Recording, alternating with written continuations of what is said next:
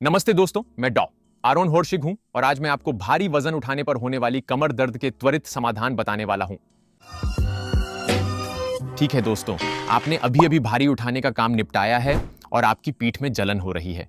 जब ताकत के खिलाड़ी होते हुए हमारी पीठ में दर्द होता है तो हम इसे जल्द से जल्द खत्म करना चाहते हैं। पारंपरिक ज्ञान हमें यह कहता है कि इसे खींचकर दूर किया जाए। तो हम जमीन पर लेट जाते हैं और फिर क्या करते हैं, हम अपने घुटनों को छाती की ओर खींचते हैं। ऐसे हम साइड से साइड जाते हैं, पीठ का खिंचाव चाहते हैं, दर्द दूर करना चाहते हैं। अच्छा, मैं आज आपको बताने जा रहा हूं कि जिस तरह से आप अपने दर्द को खींचकर कम करने की कोशिश कर रहे हैं, वह सही तरीका नहीं है और आप इसे गलत तरीके से कर रहे हैं। यह इसीलिए है, जब भी आपकी पीठ में दर्द होता है और ताकतवर एथलीट के रूप में यह अक्सर होता है, तो यह आपकी रीढ़ की हड्डी में कुछ होने के कारण होता है। अब यह फेसर चोट, डिस्क उभार या एंड प्लेट फ्रैक्चर हो सकता है, लेकिन यह आपकी रीढ़ के भीतर कुछ गहरा होता है, आपकी रीढ़ में, आपके शरीर की बनावट में।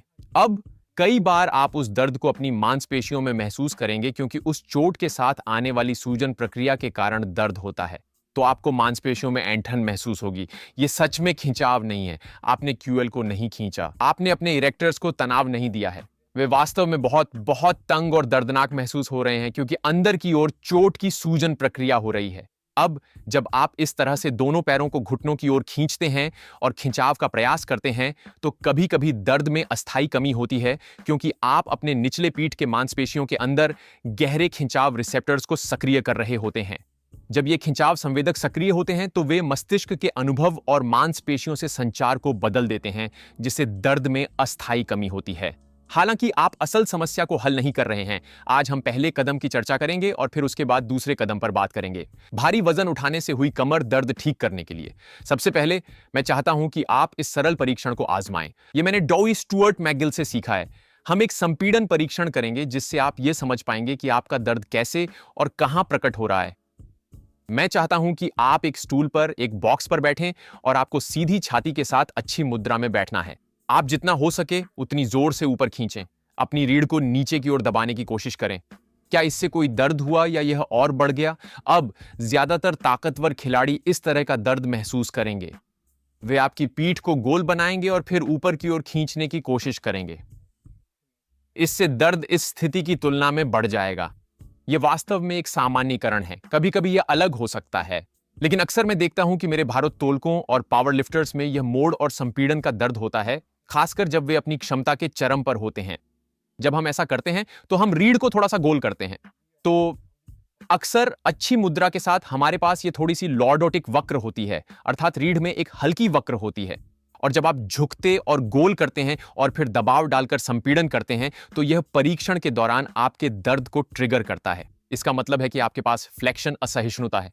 आपके रीढ़ की हड्डी पर फ्लेक्शन की गति आपके दर्द को ट्रिगर कर रही है। यह आम है जब लोग भारी डेडलिफ्ट और स्क्वाट करते समय दर्द महसूस करते हैं। अब जब आप खींचने की कोशिश कर रहे हैं तो यही स्थिति आपकी पीठ की भी होती है। अपने घुटनों को अपनी छाती की ओर खींचें और उसे खींचें। इसलिए हम अपनी कमर को खींचने की कोशिश करके वहीं ट्रिगर नहीं देना चाहते हैं। तो इसके बजाय हम क्या करें? जब भारी वजन से दर्द होता है तो उसे कम करने के लिए पहला कदम है रीढ़ को हल्के वजन से धीरे धीरे सक्रिय करना। कैट कैमल का व्यायाम इसमें बहुत मददगार होता है।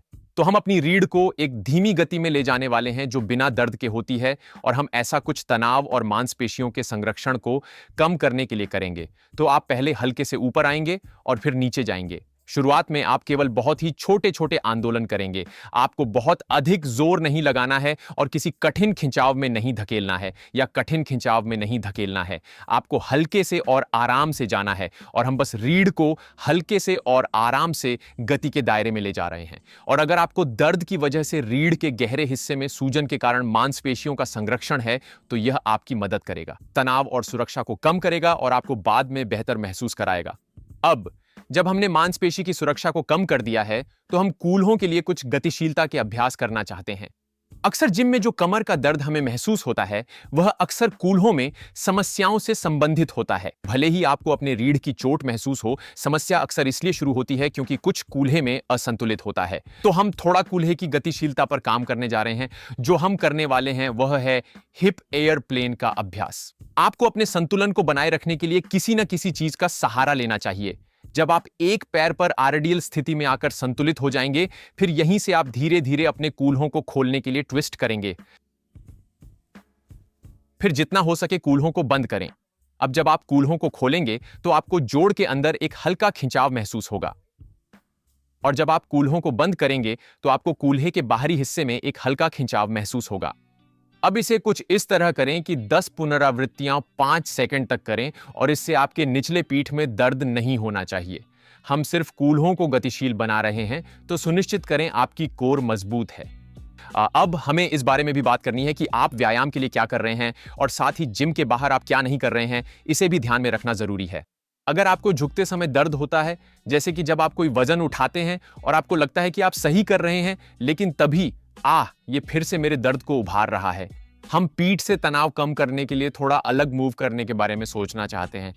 इसलिए जब भी आप आगे झुकें, मैं चाहता हूं कि आप अपने हाथ अपनी जांघों पर रखें, और ये आपके कोर स्थिरता को भी थोड़ा बढ़ाएगा। हम अब अपने कूल्हों के आसपास चल रहे हैं। वहां से हम जमीन से कुछ भी उठाने में सक्षम होते हैं, जिससे आपकी नीची पीठ पर कम तनाव पड़ता है। दिन भर ऐसे काम करने से, चाहे वह फ्रिज से कुछ निकालना हो या अपने दांत ब्रश करते समय आगे झुककर थूकना हो, आपकी पीठ पर पड़ने वाले दबाव को कम किया जा सकता है और आपके लक्षणों को शांत करने में मदद मिल सकती है। तो यहां पर हमारे पास अलग अलग कदम हैं। हम अपनी पीठ को नहीं खींचेंगे, क्योंकि इससे हमारी पीठ के निचले हिस्से में अस्थायी राहत मिल रही है और स्ट्रेच रिसेप्टर्स को सक्रिय कर रहा है। इसके बजाय हम आपकी रीढ़ को हल्के से स्लाइड करने जा रहे हैं, जिससे कैट कैमल से मांसपेशियों की रक्षा कम हो सके, और जब सब कुछ जकड़ा हुआ हो तब गति की सीमा में सुधार किया जा सके। फिर हम हिप एयरप्लेन के साथ कूल्हे की गतिशीलता में सुधार करेंगे, और फिर हम अलग तरह से चलने के बारे में सोचेंगे। जब भी आप आगे की तरफ झुकें तो अपने हाथों से अपनी जांघों पर धक्का दें, ताकि आपकी कोर मजबूत बनी रहे और कुछ उठाने पर अपने कूल्हों से ही मूव कर सकें। इसके अलावा मेरी 2 अतिरिक्त स्टेप्स होंगी: ग्लूट ब्रिजेस अपने हिप्स को सक्रिय करने के लिए, और मैगिल बिग 3 करना, जिसके लिए मेरे YouTube चैनल पर दूसरा वीडियो है, उसे जाकर देखें ताकि आप पूरी तरह से मैगिल बिग 3 कर पाएं और अपनी स्पाइन को स्थिर कर सकें। अब अगर बॉक्स स्ट्रेच जो हमने पहले किया था, बॉक्स टेस्ट ने कोई दर्द नहीं दिया, तो मैं चाहूंगा कि आप मेरी वेबसाइट squatuniversity.com पर जाएं, और वहां एक ब्लॉग आर्टिकल है जिसका नाम है how to screen your low back pain. यह समझना अत्यंत महत्वपूर्ण है कि आपके दर्द के पीछे का कारण और कारण क्या है, ताकि आप अपने शरीर के लिए सही समाधान पा सकें, क्योंकि हर किसी के लिए एक उपाय पर्याप्त नहीं होता। हम यह सुनिश्चित करना चाहते हैं कि आपके दर्द के विशेष कारण का सही उपचार हो सके। आज के कदम ज्यादातर शक्ति एथलीटों के लिए उनके दर्द के समाधान में मददगार हैं।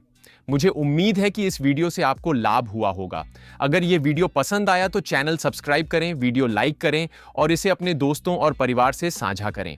अगर कोई सवाल हो तो अगले हफ्ते के वीडियो में कृपया नीचे टिप्पणी करें और मुझे बताएं। अगले हफ्ते तक दोस्तों खुश रहिए।